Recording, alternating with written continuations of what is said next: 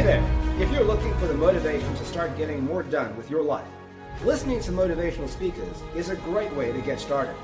Subscribe to us for endless motivation. Why most people are not successful and wealthy in their life. How to become a self-made millionaire? Check out these Brian Tracy tips. When I was in my teens, I had a dream to become a millionaire by the time I was 30. When I reached the age of 30, I was broke. So I set it back to 35. When I reached the age of 35, I was broke as well. And then I began to give small seminars. Once a man called me, a businessman. He said, could I come and speak to his 800 independent representatives on how to become a self-made millionaire? And I said, of course. And then I hung up the phone and I realized, geez, I have no idea how to become a millionaire. I've wanted to be a millionaire most of my life. I don't know anything about the subject. So I began to study self-made millionaires. I found two things. Number one is that self-made millionaires have been studied for years and years and years, millions and millions of dollars, so we know who they are and where they come from. And number two is that if you do what other self-made millionaires have done, people who started with zero and became a millionaire within one generation, you soon get the same results they do. And if you don't, you don't. Now, the starting point of becoming a millionaire is to remember the greatest discovery of all of human life, which is that you become what you think about most of the time. If you sincerely want to be rich, to achieve all your financial goals, and to retire as a self-made millionaire, one of the smartest things you can do is to develop the habits of thinking and acting that have enabled others to become self-made millionaires. What is so hard about this to understand? Most people are thinking of how little money they have. They worry about being broke. They're worried about lack and poverty. They're worried about the prices of everything, and they're wondering why they're not flourishing financially, because they're thinking about poverty and lack rather than prosperity and abundance. Now, these habits of financial success are learnable, as all habits are, by practice and repetition. In other words, you can program yourself to think like self-made millionaires. And remember, it has to start on the inside before it ever comes true on the outside. So the first discovery about the thinking patterns of self-made millionaires is that they have the habit of thinking in terms of financial independence most of the time. From an early age, or at a certain point in life, they become focused on achieving specific goals for financial independence. They think about it most of the time. Self-made millionaires discipline themselves to make whatever sacrifices are necessary to achieve those financial goals. They organize and reorganize their entire financial lives, their earnings, their investing, their insuring and spending activities in such a way that they're all coordinated and helping them move toward hitting those specific financial targets. Now, here's an important point. Achieving financial success is very difficult, and it does not happen by accident. It happens by very deliberate design and a long period of disciplined persistence in doing the things necessary. Now, at a certain point in life, each person comes to a crossroads with his or her financial goals. One road leads in the direction of earning, saving, and accumulating, while the other road leads in the direction of earning, spending, and getting into debt. And 80% of the population take that road because it's fun and easy. Now, as a fully responsible adult, you must decide which road you're going to take. And no matter what road you've taken up until now, you're free to choose the road that you're going to follow from this day forward. One of the great lines that I teach is that it doesn't matter where you're coming from, all that really matters is where you're going. You can't change the past, but you can totally change the future by taking a different direction today. The starting point of achieving financial success and joining the Self-Made Millionaires Club is for you to accept complete responsibility for your financial life. Most self-made millionaires organize their financial goals and financial lives in such a way that their net worth increases about 8 to 10% per year on the amount of money that they have working.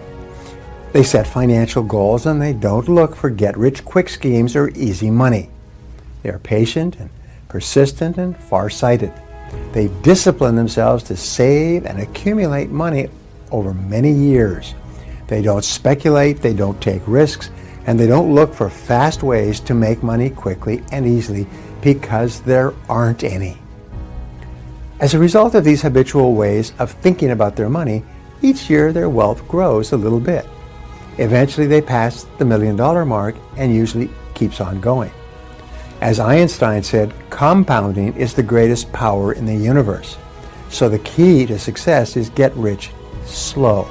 Don't try to get rich quick. When you become the kind of person who can set financial goals and accumulate $1 million or more, you'll also be the kind of person who can earn the second and third million as well. You know, we used to say, and I started this when I was poor, is making the first million is very hard, but the second million is almost inevitable. Why is that? It's because you have to develop totally different qualities to earn the first million, but now you have the qualities and earning the second million is much easier. And even if something unfortunate happens to you and you lost all your money, you'd be able to make it back again fairly quickly because you would have become the kind of person who can become a millionaire. Once you become that kind of person, you never lose it. There's a great story about Mike Todd, a theater director who had invested all of his money in a production and lost it all and was broke. And someone once asked him, "Hey Mike, how does it feel to be poor?" He said, "I'm not poor," he said. "Poor is a state of mind. I'm just broke, and that is temporary."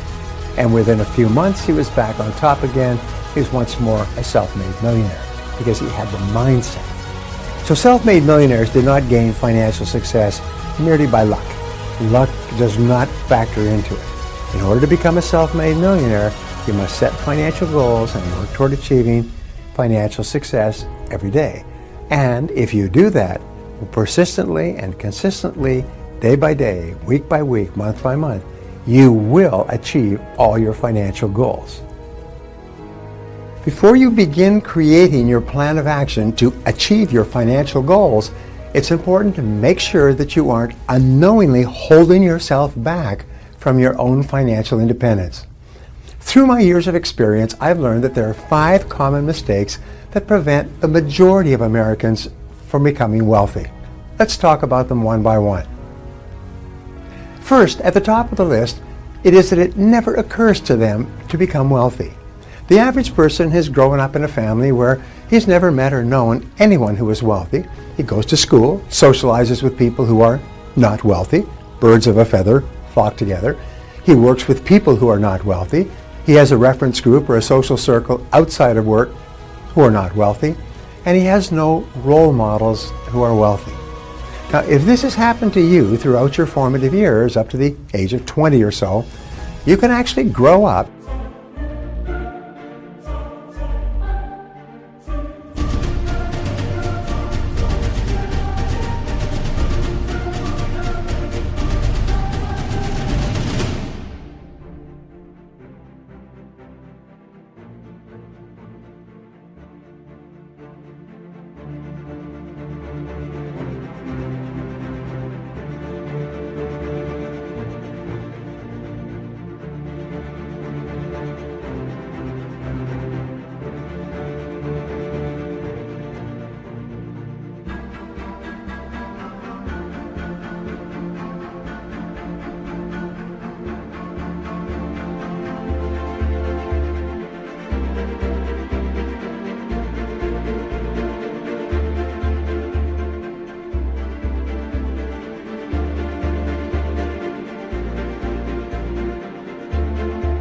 and become a fully mature adult in our society, and it may never occur to you that it's just as possible for you to become wealthy as for anyone else.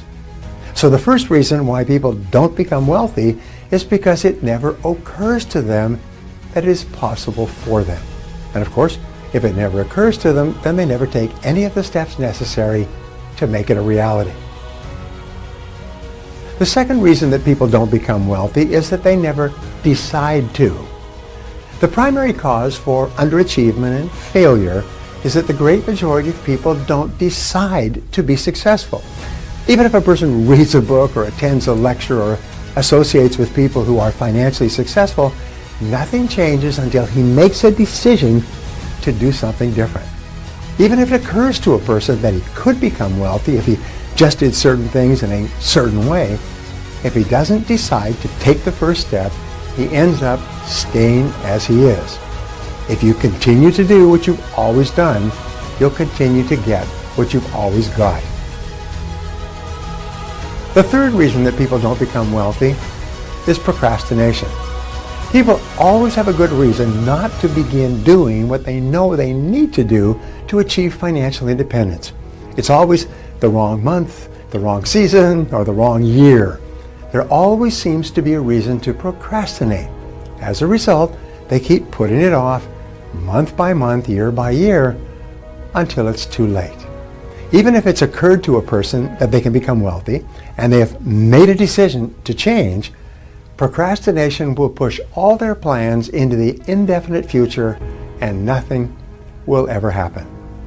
The fourth reason that people retire poor is what economists call the inability to delay gratification.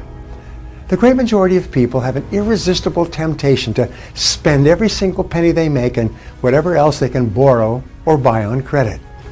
If you cannot delay gratification and discipline yourself to refrain from spending everything you make, you cannot become wealthy. W. Clement Stone once said, if you cannot save money, then the seeds of